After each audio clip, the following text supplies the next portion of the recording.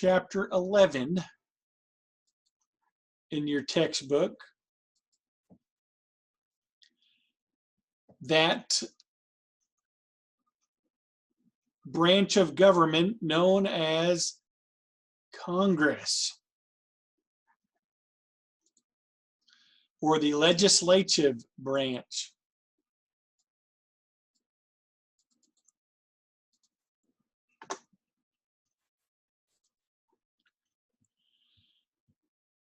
And our chapter, our book,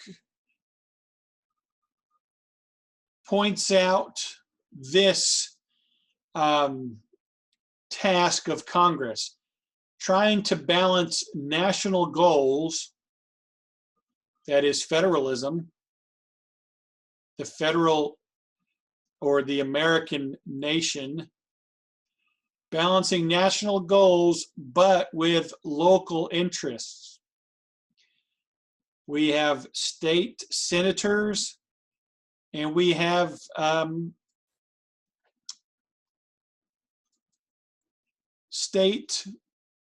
say state senators, we have senators from our state to the Congress, and we also have representatives who are to not only be a part of the national government,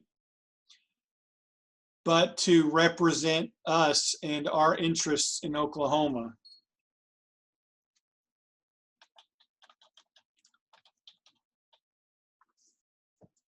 So that is a very fitting subtitle for this chapter.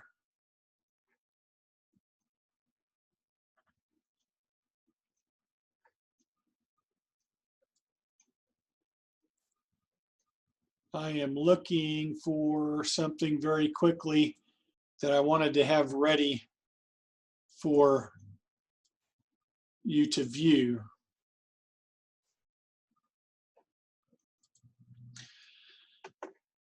All right, so we are recording.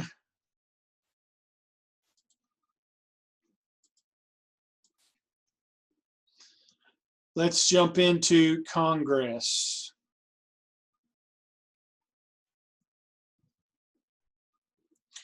There are two Congresses, which this kind of highlights this description, balancing national goals with local interests. You have the tight-knit, complex world of Congress that is at the Capitol Hill in Washington, D.C., far away from LaFleur or Sequoia or Pittsburgh County, Oklahoma. And when you get up to that tight-knit community, which is called inside the Beltway, there's an interstate system that goes around Washington, D.C., and that's called the Beltway. Very different there in perspective and outlook than it is here.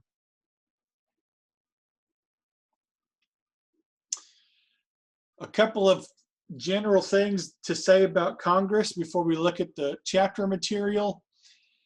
James Madison, who is the father of the Constitution, he said that Congress is the first branch of the national government.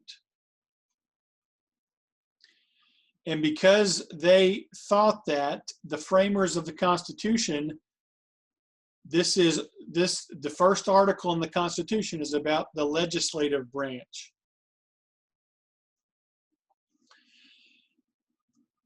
I think, and I believe strongly that a lot of citizens in America have the wrong impression that we get our president in and things are going to change. And while certainly the president has a lot of influence,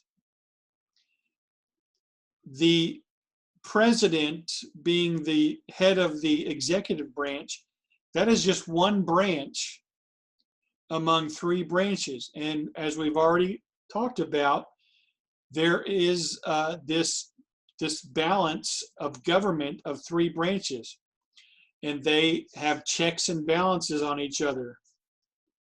So no president is really going to be able to do whatever he wants because he's got to get the Congress on board.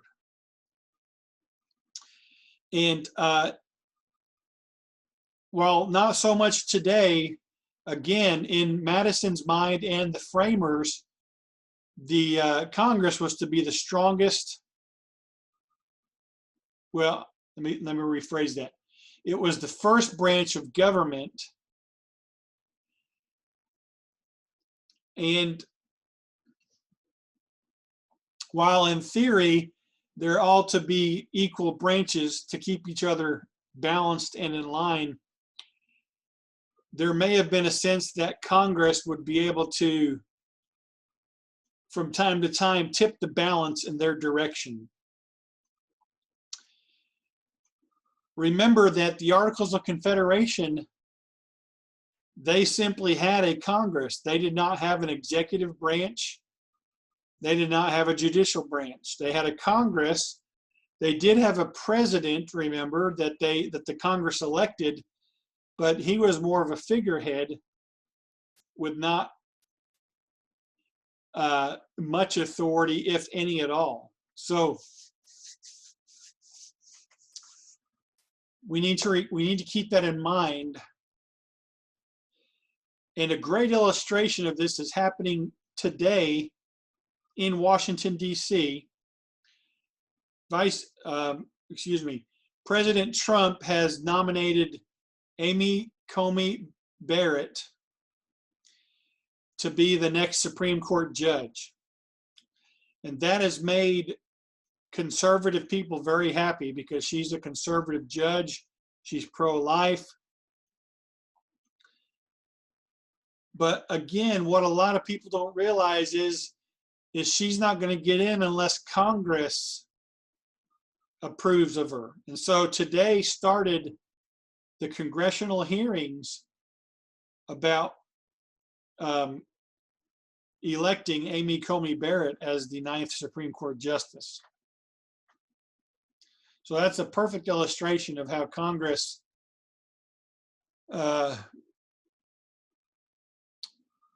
the president might choose the candidates for the Supreme Court, but it's the Congress that will basically allow them to join the court. Now, Congress leans towards Republicans.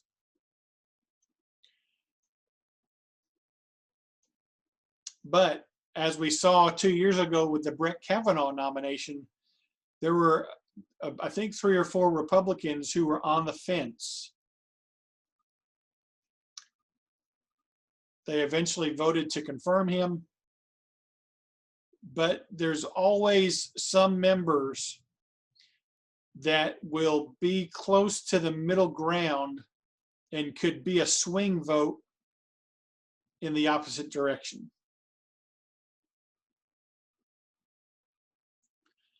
Is Congress the ultimate power broker? Question mark. Some would say yes, being the first branch of government. They control the power of finances or the power of the purse.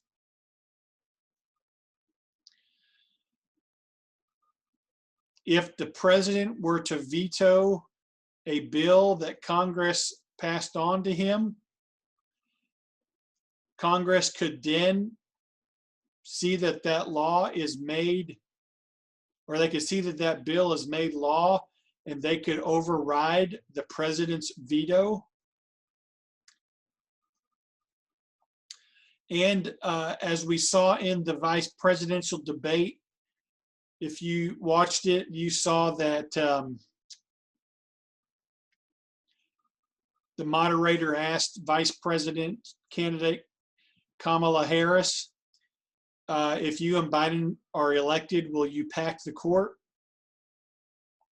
She dodged the question, but to pack the court simply means that if the Republicans get Amy Coney Barrett in and it's 5-4 in favor of conservatives, There's been talk that Biden and during his administration will try to get more Supreme Court justices added to the court. So probably instead of 9, they would go up to 11, and they would add 2 liberal judges to swing it back in their favor. That's packing the court. Ultimately, we see here that Congress can do that. They can expand or they can contract the jurisdiction of the smaller appellate courts or the Supreme Court. And that's happened throughout history. Our Supreme Court, I believe, started with 5 justices, and now we have 9, although 9 has been the case for 150 years. If you consider that the Congress can they can override a presidential veto, because Congress is to make laws, the president is to see that those laws are enforced, and that would start with him signing them into official law. So that means he would see that they are enforced. But if he decides to veto a law and it goes back to Congress and they don't want to change it like the president wants it to be changed, they liked it just the way it was, if they override his veto, then we can see in a sense that Congress also had the power to enforce a law. So it does seem like in some instances, Congress is the ultimate power broker.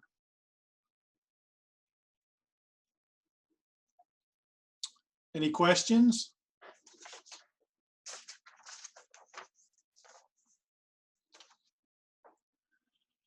Who can become a member of Congress?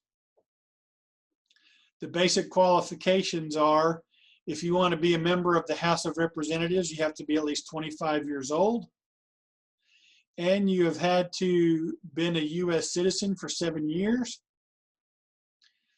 and you must live in the state that you would represent. So somebody living just across the state line in Texas could not be a representative from Oklahoma, and vice versa. You must live in the state that you will represent. To be in the Senate, you have to be a little bit older, 30 years old at least, have been a citizen for 9 years in the United States of America, and again, you must live in the state that you're going to represent. Now remember, our Congress is a bicameral body, which means it's bi meaning 2 instead of unicameral, una meaning 1. The Articles of Confederation called for a unicameral Congress. Under the Constitution, we have a bicameral Congress made up of the House of Representatives and the Senate. You guys will recall that the House has 435 members, and each state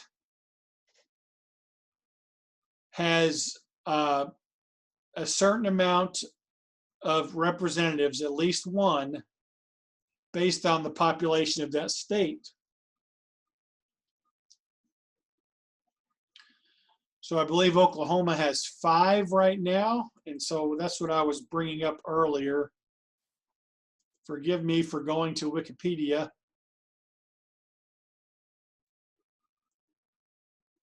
But, so yes, right now we have 5. We have 5 U.S. representatives. Kevin Hern, Mark Wayne Mullen, who represents us, Frank Lucas, Tom Cole, and then Kendra Horn. Now, these 5 individuals cover 5 different districts of Oklahoma. So here's the district map. So you can see that we, being right over here, are in District 2. This is Mark Wayne Mullen's district.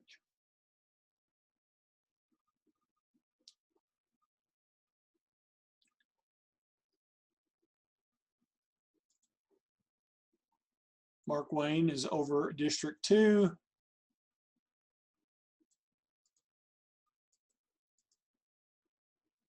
There we go. Kevin Hearn over District 1, which is this small sliver of area. Basically they try to get an equal representation of population in these 5 districts. So these 2 are so little because Oklahoma City's in District 5, where Kendra Horn is the rep, and Tulsa is in District 1. Districts 2, 3, and 4 have basically the same populations, but so much more area.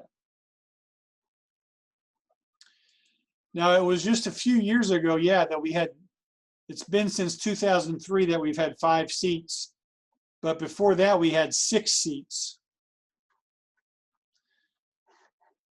We'll talk about how and why that changes here in a little bit.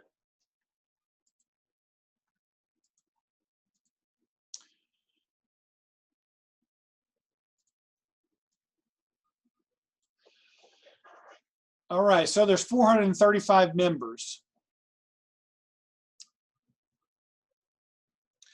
They serve 2-year terms. Again, how many each state has is based on population. They have a smaller group of constituents, that is, voters who they represent, and those are the districts that we saw. Being a member of the House, while being is prestigious, it is not as prestigious as being a senator. You don't see them as much in the news media. The House is called the lower house, and their pay as of today is $174,000 a year because of the 27th Amendment.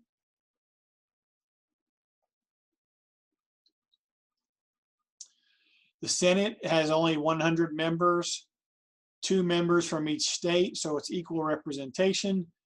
Senators, though, can serve 6 years, or they do serve 6 years. Senators are elected by the state, not by their districts. More prestigious. You see them in the news more.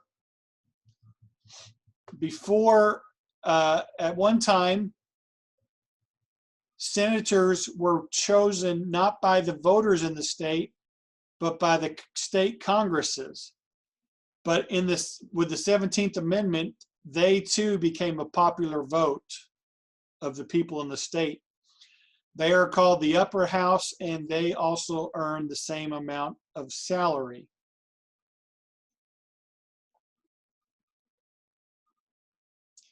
A lot of times you'll hear people being interviewed on the news who are disgruntled and upset with the representatives and senators, and they will say something about,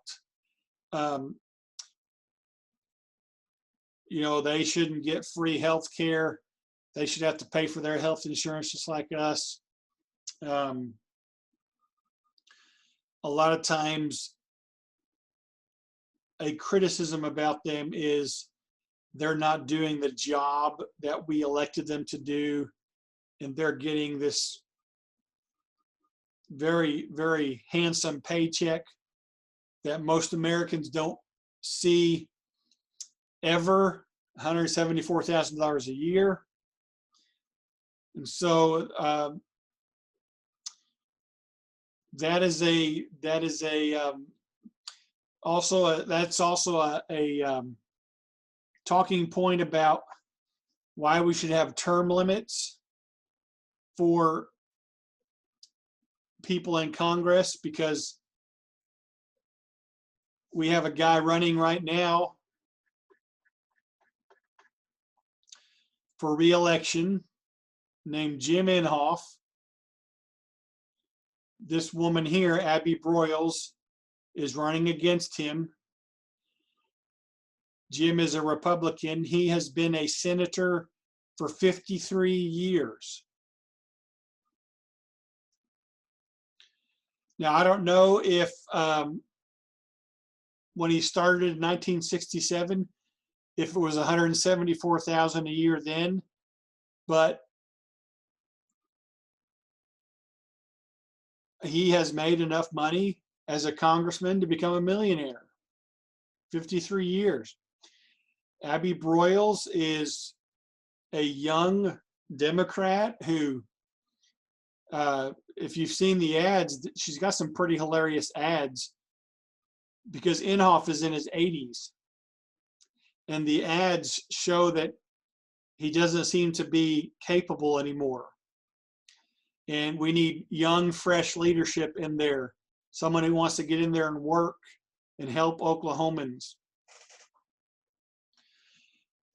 She even challenged him to 25 debates, and he won't debate her. So, but anyway, my point is he kind of has made a career out of Congress. Now, if you guys have not read chapter 11 yet, you will see as you get into it in the beginning pages that the first section is about Congress as a career. And our textbook points out that when our nation was founded, and in the first century, becoming a career politician or a career congressperson was not even something that was on the radar of early Americans. But things were very different back then. If you were a congressman in the early 1800s, you know, traveling to Washington, D.C., you couldn't go back and forth like you can today because of airlines and trains, and being able to travel on 75-mile-per-hour interstates and turnpikes.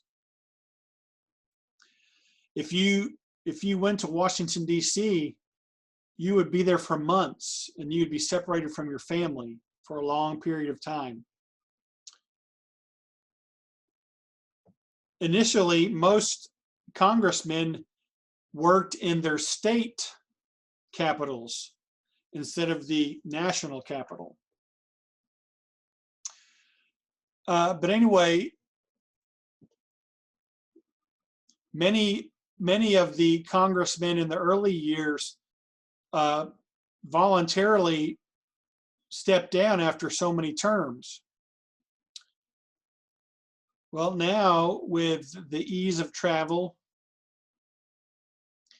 with the not just the salary, but excuse me,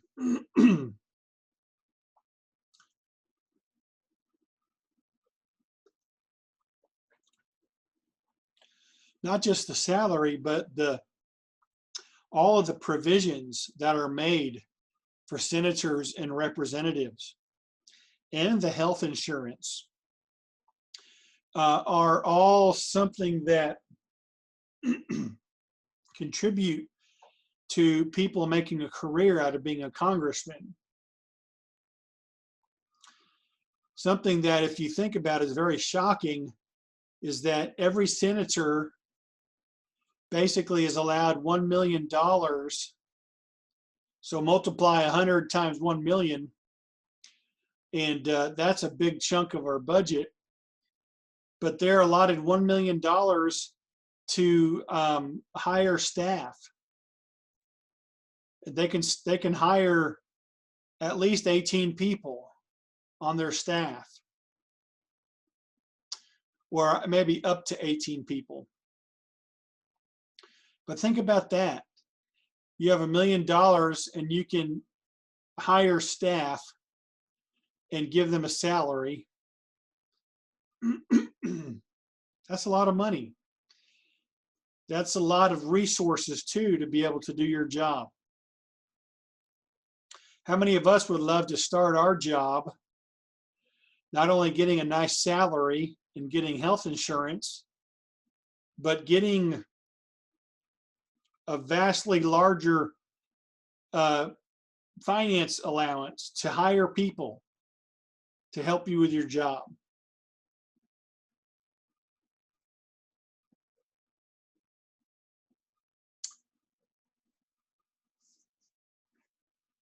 But those are the differences between the two houses.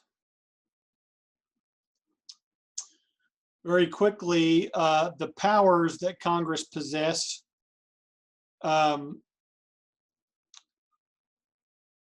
They have powers that are exclusive to them, as well as powers that they share with the other branches. The exclusive powers are then delegated to the different houses. But the House of Representatives, their exclusive powers are confined to initiating bills that have to do with money. The House of Representatives, as we saw last year, at the end of last year and into the beginning of this year before the coronavirus pandemic, was the impeachment proceedings of President Trump, which our House did impeach him, but then when it went to the Senate did not impeach him. So that's why he was not removed, although he is still considered a president who has been impeached. Just think of the term impeachment as another way to say found guilty by the House of Representatives. But then the Senate did not find it bad enough to remove him.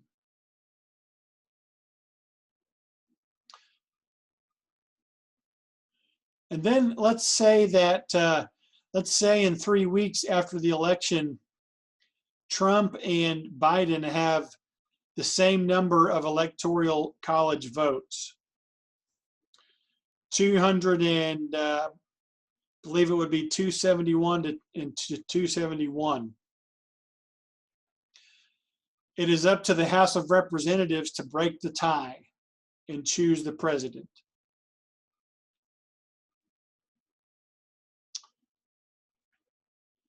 If that happens, the Senate would then choose the vice president. So you know what that means? That means that if the House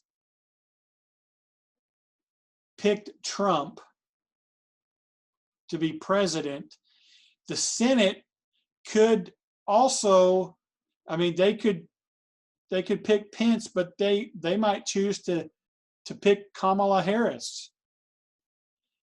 And you would have a very rare occurrence of the president being one party and the vice president being the other party.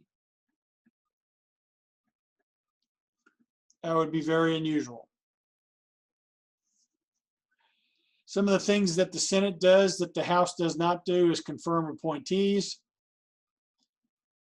Like right now, they are meeting to confirm by President Trump's Supreme Court pick. They ratified treaties, and these things we've already talked about. The powers that these two bodies share, okay, I said earlier the concurrent powers are powers that the Congress shares with the other two branches, and that was wrong.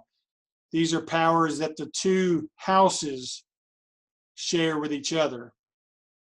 Passing legislation, overriding a presidential veto. If they feel like we need a new amendment to the Constitution, they will initiate that. This is a big one right here. Only Congress has the power to declare war, not the president, not the Supreme Court. Only Congress has that power. And then they together confirm a newly appointed vice president.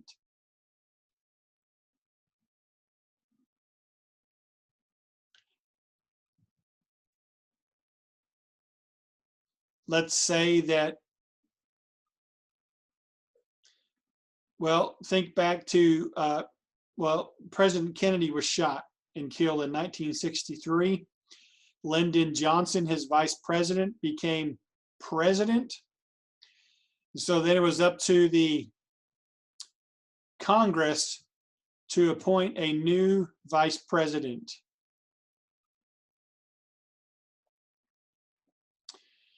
All righty, we didn't get as far as I wanted to, but any questions on basically Congress, the two houses that make it up, and how you can be a member and what they do, generally speaking?